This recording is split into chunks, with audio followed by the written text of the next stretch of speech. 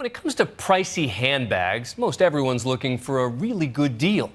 But sometimes the reason that what look like designer bags are so cheap is that they're knockoffs. It's a huge, high-stakes and dangerous black market business making drug money look small. ABC's David Wright joins law enforcement on the front lines in the fight against fakes. At a rooftop police parking lot in downtown L.A. This is going to be a very complicated case, so we got to be on top of it. Final briefing for a joint task force of the FBI and the LAPD. He was arrested twice already in the past. Investigative consultants did 3 undercover buys from him. When the questions and the donuts are finished, the agents and officers mount up.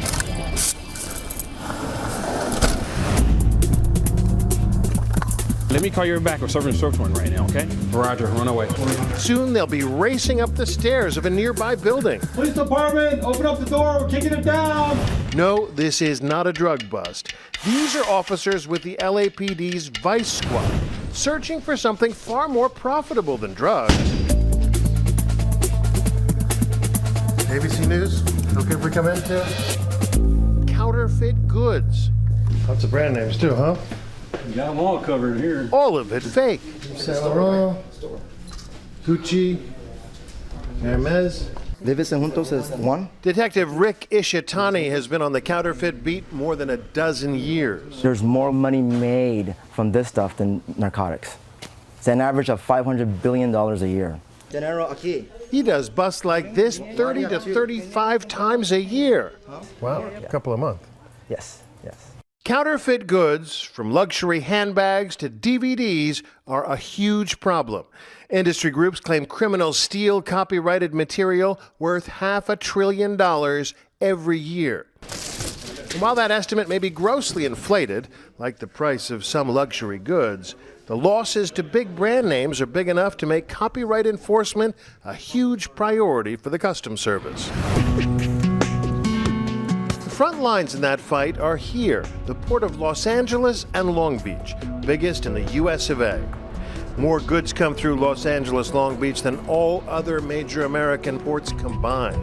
We're the largest seaport in the country by far. Approximately 40% of all the maritime cargo that enters the United States does go through this complex here. That's because this is the first stop for almost everything the U.S. imports from China, Japan, and Korea. That's a lot of stuff. On average, a container arrives here every 6 seconds, though never one at a time, always on huge vessels like this one.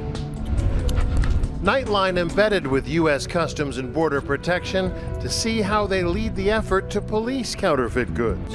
With the tsunami of goods coming in every day, a significant challenge to find contraband. Seems like it's literally going to be looking for a needle in a haystack. Well, the advanced information that we do receive really helps whittle that haystack down. Before this vessel even set sail from China, a manifest describing the contents of each container arrived here in L.A. It's Ken Price's job to search for the needle before the haystack even gets here. I look at container freight coming into the U.S. to make sure that it is what they say it is. After 20 years on the job, he has a good eye for things that are out of the ordinary, just on the paperwork. It just doesn't make sense. And so I want to see what's in there. All of which takes place days, even weeks before the ship even ties off. It has to be that way. Hi, how are you? Because there's simply too much to search. Today, as we board this vessel, the customs officers have a pretty good idea where to look. As immigration clears the captain and crew, Where are you from? I'm from the South Korea. the officers are already doing a preliminary search. They take their time. A ship like this will take days to unload. Among the most urgent priorities, things that might pose a health or a safety threat. Radioactive material, for one. The scanners indicate the presence of radiation on this truck, so it'll have to go through a secondary inspection.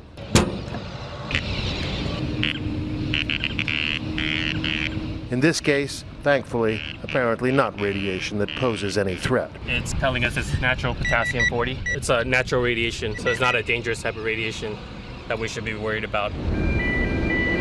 Anything flagged based on the manifest goes through an RPM scanner, short for Radiation Portal Monitor, sort of an X-ray device. What we're looking for is things that could be drugs, things that could be weapons. We're only allowed to show you part of this process. This is where we get all the readings of all the containers that come through. The Customs Department requested we keep some procedures to ourselves for security reasons. But if the container is in any way suspicious, customs officers open it on the spot. What did the manifest say it was? Shoes. Sure enough, shoes. The goods that are impounded for secondary inspection end up here, in a warehouse a few blocks away from the port. What we have here is a suspected counterfeit Hermes Birkin handbag. And Supervisor Brian Knockadill shows us a shipment of fake Hermes bags. 16,000 of them. when the officers go through our targeting system, what they saw was the importer on record was listed as a home and garden store, but the commodity itself was manifested as handbags, so that didn't add up. The bags sure add up, though. If they were real, this shipment would be worth more than $210 million. On the black market, the fakes would fetch $300,000. And chances are whoever this was addressed to is going to say, I don't know anything about it. If they're smart, I'd imagine that's what they would say. They would just wash their hands completely of it. The customs agents take umbrage at any suggestion this is a victimless crime, or that through enforcement efforts like this, the U.S. government is helping to prop up the artificially high price of luxury goods targeted by the knockoff artists. They insist it isn't just the makers of $4,000 bags that are harmed by counterfeit imports. More than likely, it's going to finance some other illicit activity, whether it be terrorism, human trafficking, drugs, something of the such. So this is a criminal's ATM machine, is what you're saying, these fake bags? Yes, it's the same as importing drugs or people. And it isn't just luxury goods that get knocked off. Is this real stuff or fake stuff?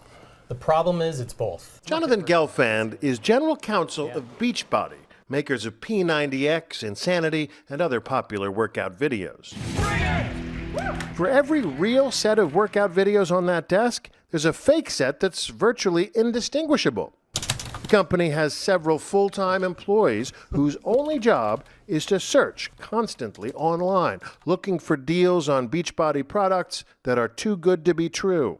How big a problem is it for you?